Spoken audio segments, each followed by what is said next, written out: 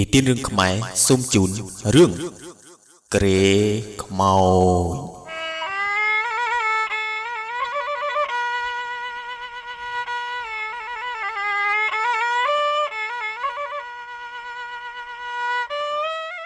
នៅឯខេត្តរតនគិរីកាលពីរយៈពេលប៉ុន្មានខែកន្លងផុតទៅមានប្តីប្រពន្ធពីរនាក់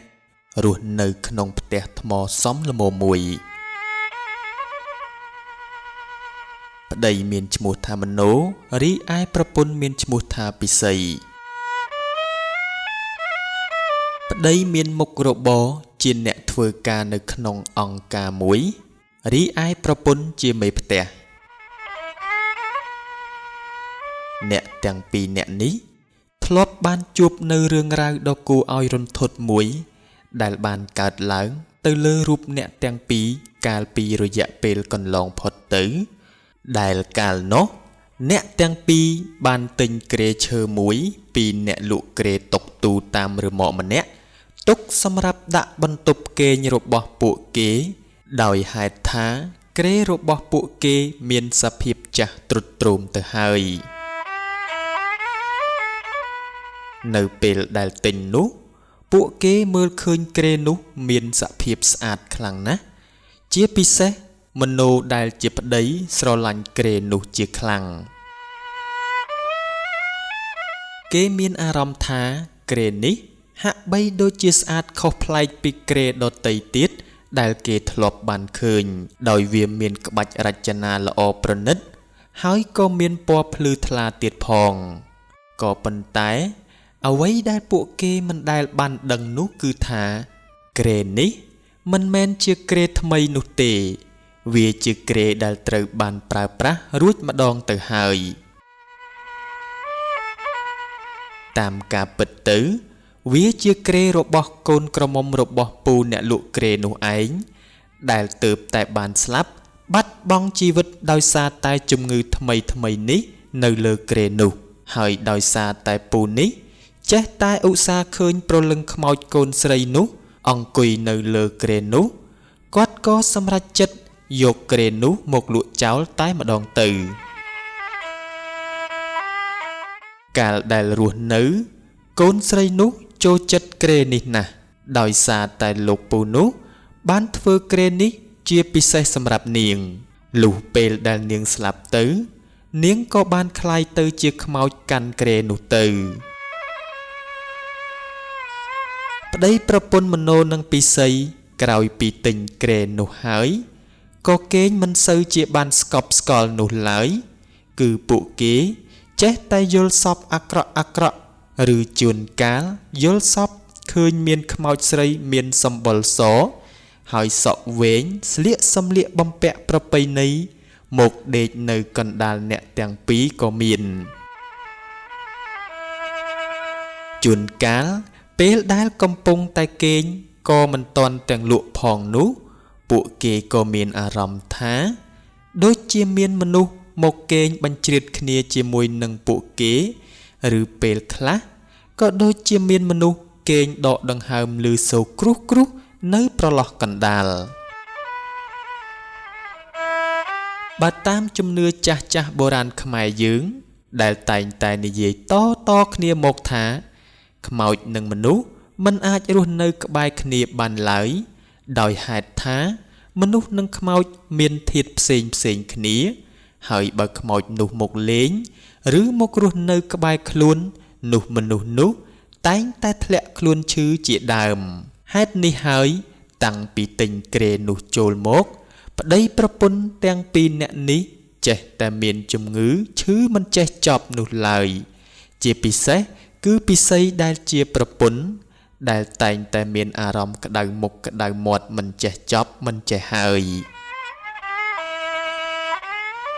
នៅរៀងរាល់ពេលដែលមโนដែលជាប្តីមានកម្មវិធីជួបជុំមិត្តភ័ក្តិឬមានការងារត្រូវចេញទៅក្រៅពេលយប់ម្ដងហើយនៅពេលដែលគេត្រឡប់មកវិញនោះគេតែងតែយល់សប្តិឃើញថាមាននារីរូបស្រស់សោភាស្ដីបន្ទោសឲ្យគេថាទៅណាមកណាមិនដែលចេះប្រាប់អ្នកនៅក្នុងផ្ទះនោះទេហើយតែងតែនិយាយថា ដឹងទេថាមានអ្នកចាំផ្លូវត្រឡប់មកផ្ទះវិញក៏ប៉ុន្តែមโนមិនដែលភ្លេចប្រាប់ប្រពន្ធរបស់គេទេនៅពេលដែលគេត្រូវមានភារកិច្ចទៅណាពេលយប់ម្ដង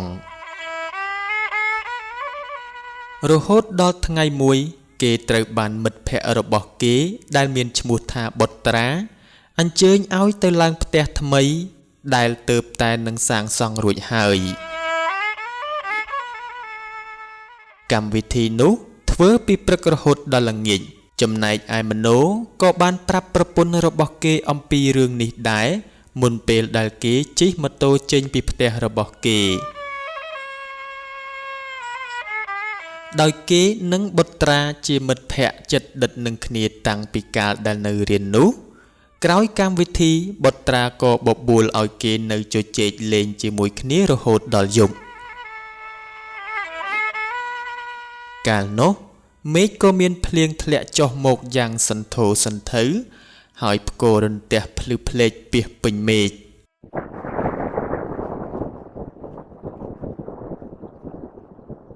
ដោយឃើញថាផ្លូវមើលទៅក៏ពិបាកបុត្រាក៏ឃាត់ដំណើរមិត្តភក្តិកុំឲ្យទៅផ្ទះហើយឲ្យមโนស្នាក់នៅផ្ទះរបស់គេចំនួនមួយយប់ព្រោះខ្លាចក្រែងមានគ្រោះថ្នាក់ណាមួយដោយចៃដន្យហេតុនេះហើយមโนក៏បានទូរស័ព្ទទៅប្រាប់ពិសីថានៅយប់នោះគេមិនបានទៅផ្ទះវិញនោះទេគឺគេសុំគេងនៅឯផ្ទះថ្មីរបស់មិត្តភក្តិរបស់គេលុះយប់អធ្រាត្រឈានចូលមកដល់មโนបានយល់សពឃើញថាគេកំពុងតែឈរនៅកន្លែងមួយដែលមានសភាពងងឹតបានបន្តិចគេក៏បានឃើញមនុស្សស្រីម្នាក់ស្លៀកសម្លៀកបំពាក់ប្រពៃណីមានសម្បុរសស្រស់ស្អាតណាស់បានដើរមកឈប់នៅនឹងមុខគេហើយក៏បានសួរគេថាបងតាណាបាត់ពីផ្ទះដឹងទេថាមានគេនៅចាំឯផ្ទះ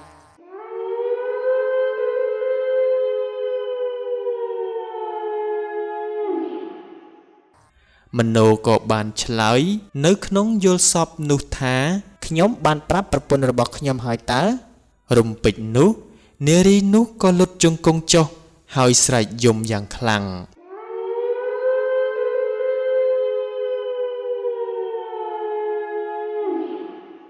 ហើយបន្តិចក្រោយមកនាងក៏បានคล้ายទៅជាខ្មោចដែលមានភ្នែកលៀនធំធំពោពេញទៅដោយកំហឹងហើយសើចយ៉ាងលឺរហូតដល់មโนភ្ញាក់ពីដំណេកនៅកណ្ដាលយប់នោះលុះពេលព្រឹកឡើងមโนក៏បានលាមិត្តភក្តិរបស់គេដើម្បីត្រឡប់ទៅផ្ទះខ្លួនវិញនៅពេលដែលមកដល់ផ្ទះគេបានប្រាប់ប្រពន្ធរបស់គេអំពីការយល់សប្តិនោះក៏ប៉ុន្តែពិសីមិនបានចាប់អារម្មណ៍អ្វីឡើយដោយគេយល់ថានោះគឺគ្រាន់តែជារឿងយល់សប្តិធម្មតាតែប៉ុណ្ណោះ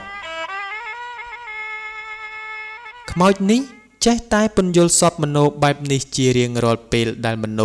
មានការងារចេញទៅខាងក្រៅផ្ទះហើយមិនបានត្រឡប់មកផ្ទះវិញឬក៏ត្រឡប់មកផ្ទះវិញយឺតហើយមโนក៏តែងតែប្រាប់ពិសីអំពីការយល់សប្តិរបស់គេក៏ប៉ុន្តែពិសីចេះតែមិនចាប់អារម្មណ៍សោះនោះឡើយរហូតដល់មានល្ងាចមួយនោះពេលដែលមโนមិនទាន់ត្រឡប់មកពីធ្វើការវិញពិសីក៏កំពុងតែងូតទឹកនៅក្នុងបន្ទប់ទឹកលុះពេលដែលកំពុងចាក់ទឹកនោះគេក៏បានឮសំឡេងក្រេដូចជាមានមនុស្សដែលមានទម្ងន់យ៉ាងធ្ងន់កំពុងតែអង្គុយនៅលើក្រេនោះអញ្ចឹង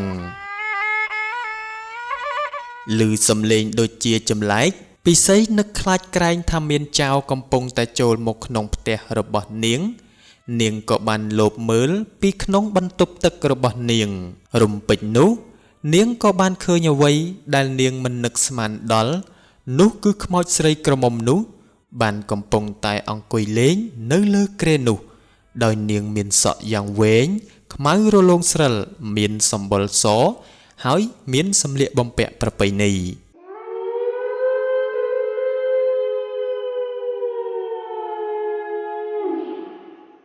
បានបន្តិច ខ្មោចនោះក៏រលាយបន្តិចម្ដ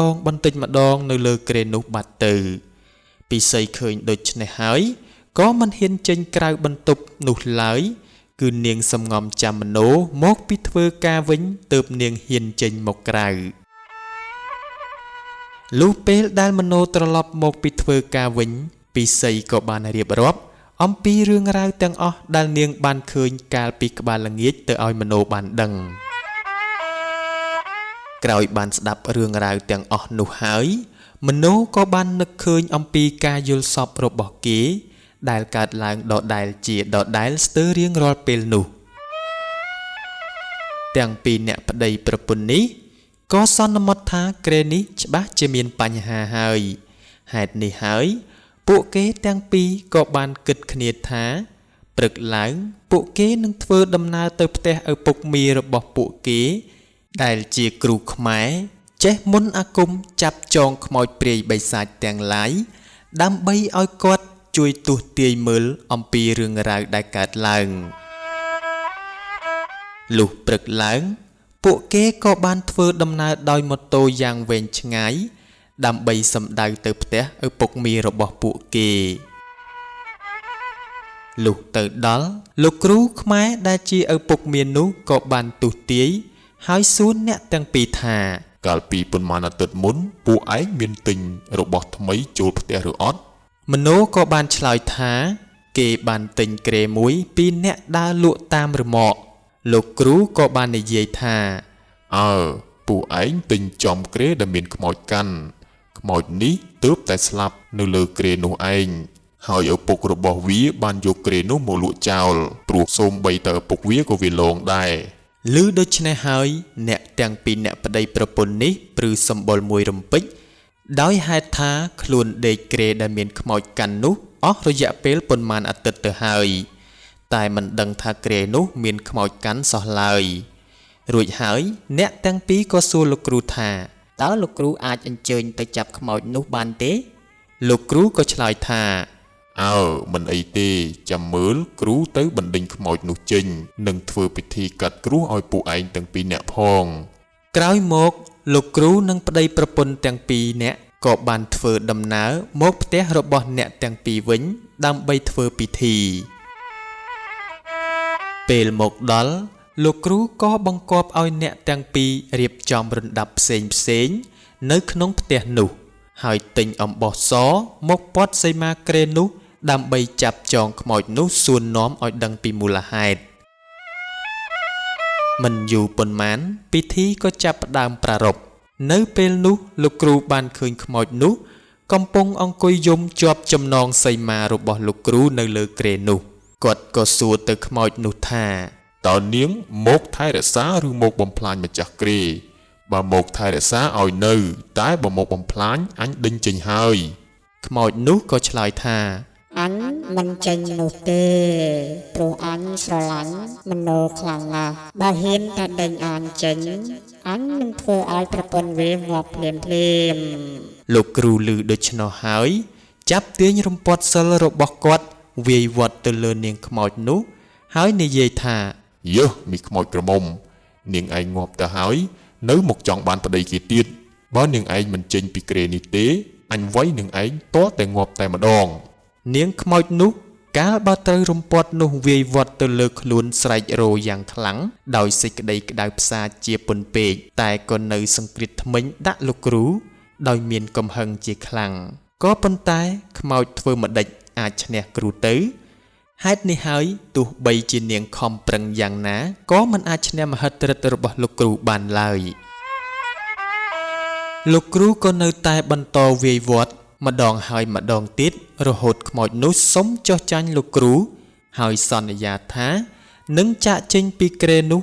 ហើយនឹងមិនធ្វើទុកបុកម្នេញដល់ប្តីប្រពន្ធអ្នកទាំងពីរនេះទៀតឡើយក្រោយពេលដែលខ្មោចនោះ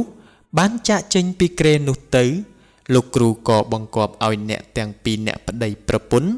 រៀបចំពិធីកាត់គ្រោះនិងសូត្រមន្តបណ្ដេញចង្រៃឧបទ្រពទាំងឡាយដែលបានកើតឡើងចំពោះអ្នកទាំងពីរហើយបានបង្គាប់ឲ្យអ្នកទាំងពីរនេះប្រយ័ត្នប្រយែងនិងត្រូវយកគ្រែនេះទៅប្រគេនព្រះសង្ឃនៅឯវត្ត ហើយបានដាស់តឿនអ្នកទាំងពីរថាការទិញរបស់ផ្សេងត្រូវតែប្រយ័ត្ន គុំទិញរបស់ណាដែលមិនស្គាល់ប្រវត្តិច្បាស់ព្រោះរបស់ខ្លះអាចមិនមែនជាខ្មោចកាន់មែនតែអាចនឹងជារបស់លួចគេមកហេតុនេះហើយបើទិញរបស់លួចគេអាចផ្ដល់ផលលំបាកដល់ខ្លួនឯងផងហើយណាមួយអាចជាការគាំទ្រការលួចរបស់ចោរផងតាមពិតទៅអ្នកទាំងពីរមិនបានដឹងថាគ្រែនោះជាគ្រែប្រើរួចនោះទេពួកគេស្មានតែអ្នករត់រមាក់នោះលក់តែរបស់ថ្មីតែទោះបីជាយ៉ាងណាក៏ដោយពួកគេក៏បានទទួលយកទុកជាមេរៀនសម្រាប់ការទិញរបស់ផ្សេងនៅថ្ងៃក្រោយហើយចាប់តាំងពីថ្ងៃនោះមកអ្នកទាំងពីរក៏រស់នៅបានសុខសាន្តរហូតរៀងទៅអើយលោកអ្នកទស្សនាជាទីរាប់អានរឿងគ្រែខ្មោចសូមបញ្ចប់ត្រឹមតែប៉ុណ្ណេះនិទានរឿងខ្មែរជា Channel ដែលផលិតរឿងនិទានជាភាសាខ្មែរជាពិសេសគឺរឿងខ្មោចនិងរឿងអប់រំផ្សេងបើលោកអ្នកចង់តាមដាននៅរឿងទាំងនោះសូមកុំភ្លេចចុច Subscribe ហើយដើម្បីកុំឲ្យខកខាននៅវីដេអូថ្មីសូមកុំភ្លេចចុចទៅលើសញ្ញាកណ្ដឹងដើម្បីទស្សនារឿងនិទានជាច្រើនទៀតសូមចូលទៅកាន់ Channel និទានរឿងខ្មែរឬចុចនៅ link ខាងក្រោមវីដេអូបើលោកអ្នកពេញចិត្តនៅរឿងនិទានរបស់ Channel និទានរឿងខ្មែរសូមចុច like និងចុច share ដើម្បីចែករំលែកនៅរឿងទាំងនោះទៅដល់មិត្តភ័ក្តិនិងក្រុមគ្រួសារសូមជូនពរលោកអ្នកឲ្យជួបប្រទះតែនឹងសេចក្តីសុខសេចក្តីចម្រើនរកទទួលទានមានបានគ្រប់ក្រុមគ្រួសារមានដំណើរកំសាន្តទៅទីជិតទីឆ្ងាយសូមឲ្យជួបតែសុខសុវត្ថិភាពខ្ញុំបាទសូមអរគុណនិងសូមគោរពលា